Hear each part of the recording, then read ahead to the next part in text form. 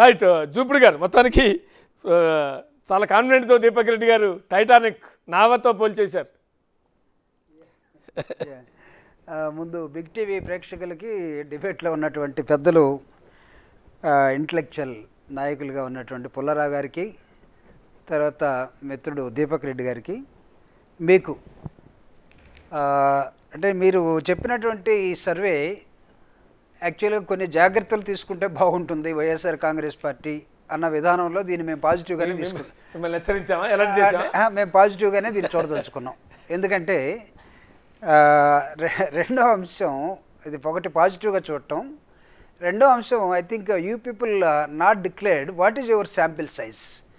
మీరు sample size చెప్పుంటే బాగుండేది నాకు. అంటే మీరు శాంపిల్ సైజు ఒకటి ఎందుకో తర్వాత చెప్తారేమో, మీ స్ట్రాటజీస్ మీకున్నాయి, మా స్ట్రాటజీస్ మేము ఇందాక పుల్లారావు గారు చెప్పినట్టుగా అధికార పార్టీ స్ట్రాటజీస్ మార్చుకోకపోతే కొన్ని ఇబ్బందులు ఉన్నాయనేది చెప్తా ఉన్నారు. ఖచ్చితంగా మా స్ట్రాటజీస్ మాకున్నాయి.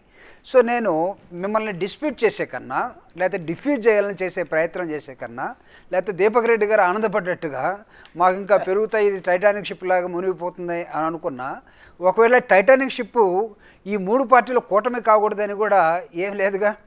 ఇప్పుడు బీజేపీ, టీడీపీ, జనసేన వల్ల వచ్చిన నష్టం ఏంటంటే, మీరు పిఠాపురం ఎప్పుడైతే జనసేన నాయకుడిని పవన్ కళ్యాణ్ గారిని ప్రకటించారో, పిఠాపురంలో రగిలినటువంటి ఆ మంటలు కానీ, లేకపోతే ఆ కాల్పులు కానీ, లేకపోతే తగలబెట్టుకోవటాలు కానీ, స్టిక్కర్లు పీకేసుకోవటాలు కానీ, పిఠాపురంలో వర్మ వర్గీయులు అందామా లేకపోతే తెలుగుదేశం పార్టీ వర్గీయులు అందామా, అసలు జనసేనని ఇక్కడ మేము యాక్సెప్ట్ చేసే పరిస్థితే లేదు, ఇది మా సీట్ అని వాళ్ళు కూర్చున్నారు. తర్వాత ఇండైరెక్ట్గా ఎమ్మెల్సీ ఇస్తాము, ఫస్ట్ బ్యాచ్లో ఇస్తాం, సెకండ్ బ్యాచ్లో మంత్రులు చేస్తాం, ఏనేదని చెప్పుకోవచ్చు. అంటే బీఎస్పీ తెలుగుదేశం, జనసేన ఈ కూటమి వీళ్ళిద్దరే కలయికనే అక్కడ ఉన్నట్టు కాపులు కమ్మలు ఒకటికొకటి వికటించుకునే పరిస్థితి స్పష్టంగా కనపడింది. కానీ మీ క్యాలిక్యులేషన్స్లో, మీ సర్వేలో దీన్ని తీసుకున్నారో లేదో నాకైతే తెలియదు. ఒకటి మీరు జాగ్రత్తగా తీసుకుని ఉంటే దాన్ని కూడా నేను వేరుగా చెప్తాను.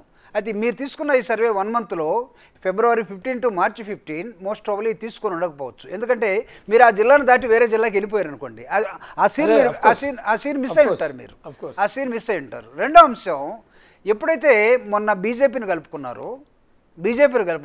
కలుపుకున్న తర్వాత కూటమికి ఉన్నటువంటి నష్టం ఏంటి?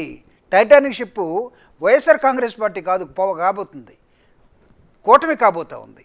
ఎందుకు కాబోతుంది అని అంటే 100% బీజేపీ టీడీపీ తోటి కలవటం, చంద్రబాబు నాయుడు గారు 2019లో తిట్టకుండా నల్ల డ్రెస్ వేసుకొని తిట్టకుండా అతను బ్లాక్ మూమెంట్ ఏదైతే చూపించాడో బాడీ మూమెంట్ లాగా, అది ప్రజలు ఇంకా మర్చిపోలేదు. ఓకే.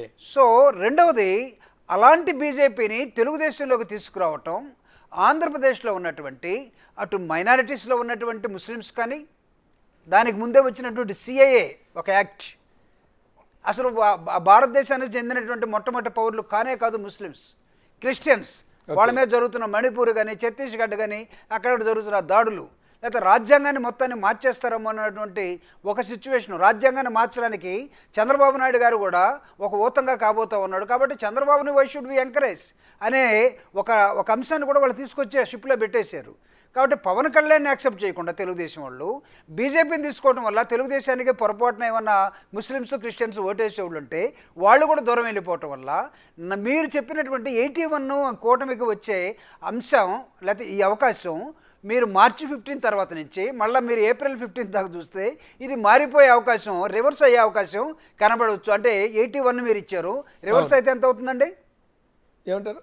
81 మీరు కూటమికి ఇచ్చారు, రివర్స్ అయితే ఎంత అవుతుంది? పుల్లారావు గారికి కొన్ని స్ట్రాటజీస్ ఇందాక అడిగాడు కాబట్టి, అసలు టైటానిక్ షిప్ అనేది దీపక్ రెడ్డి గారు most probably don't take it as a serious. అంటే నేను చెప్పినట్టుగా మీ ఈ టైటానిక్ షిప్ ఈ ఎగ్జాంపుల్ మీకు పనికొస్తుందో చూసుకోండి. ఎందుకంటే మీరు ఎంత బ్యాడ్ కల్చర్ని, భారతదేశానికి ఉన్నటువంటి నైసర్గిక స్వరూపాన్ని, భారతదేశం అనేకమైన భాషలు, ప్రాంతాలు, మతాలు, కులాలు, ఒక సెక్యులర్ కాన్సెప్టు, ఈ మొత్తాన్ని తీసేసి అలా కాదు, ఇది ఒకవైపే వెళ్ళాలి, ఒక మతం వైపే వెళ్ళాలి, మీరు ఈ స్లోగన్ ఇస్తేనే మీరు మాతో ఉండండి అని నిన్న చంద్రబాబు నాయుడు గారు 15 నిమిషాల్లో 8 నిమిషాలు మోడీని పొగిడినట్టుగా, పోయినసారి మీటింగ్లో 15 నిమిషాల్లో ఆయన 10 నిమిషాలు మోడీని తిట్టేవాడు. నిన్న ఏమనుకున్నాడేమో, అసలు మోడీ తను చెప్పుకోకుండా మొత్తం చంద్రబాబు నాయుడే చెప్పేశాడు చిలకలూరుపేట బహిరంగ సభలో. అంటే ఎంత సరెండర్ అయిపోయారు? అంటే టీడీపీ బీజేపీకి సాష్టాంగ నమస్కారం చేస్తున్న దాన్ని ఆంధ్రప్రదేశ్ యాక్సెప్ట్ చేస్తుందా? I don't think. కాబట్టి ఈ సర్వేని మీరు అనుకొని ఆనందపడితే పడండి. బట్ నేను ముందుగా చెప్పినట్టుగా మేము జాగ్రత్త పడటానికి అనేకమైనటువంటి అంశాలు మాకు ఈ సర్వే మాకు గుణపాఠంగా కూడా మేము తీసుకుంటాం. మేము వైఎస్ఆర్ కాంగ్రెస్ పార్టీ ఎవరిని నమ్ముకున్నాము ఈ సర్వేలో వాళ్ళు తీసుకుంటే బాగుంటుంది. లేకపోతే నేను ఒక క్లూ ఇస్తున్నాను.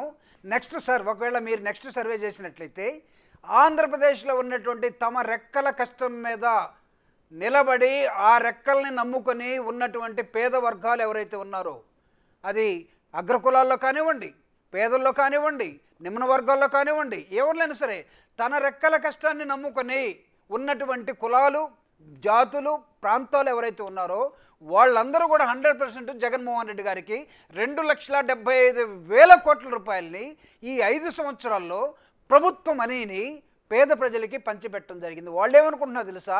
ఇది కదా ప్రభుత్వం అంటే. గతంలో జరిగినటువంటి 76 సంవత్సరాల ఎన్నికల్లో ఓటేసాం, వెళ్ళిపోయాం, ఒక్కడు 10 రూపాయలు ఇవ్వలేదు, బలిసినవాడు బలిసిపోయాడు. కానీ పేదలకు పెంచినటువంటి ప్రభుత్వం ఎక్కడన్నా ఉందంటే అది రాజశేఖర రెడ్డి గారి తర్వాత జగన్మోహన్ రెడ్డి గారి ప్రభుత్వం మాత్రమే కనపడుతుంది అని అనుకున్నటువంటి ఆ రెక్కల కష్టంతో మీకు కూడా మైకులకు కూడా అందనటువంటి ప్రాంతాలు ఉన్నాయి, ప్రజలు ఉన్నారు, వాళ్ళ దగ్గరికి వెళ్ళి అడగండి.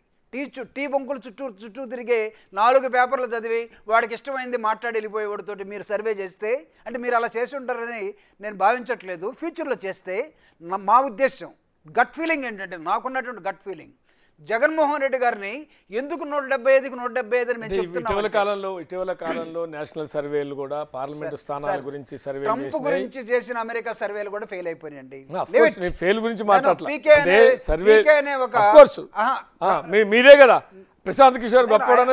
I'm here not to degrade ever కష్టం కానీ మీ సర్వేని మేము గుణపాఠంగా తీసుకుంటామని చెప్తూనే పెద్ద పెద్ద సర్వేలో ఫెయిల్ అయిపోయినాయి.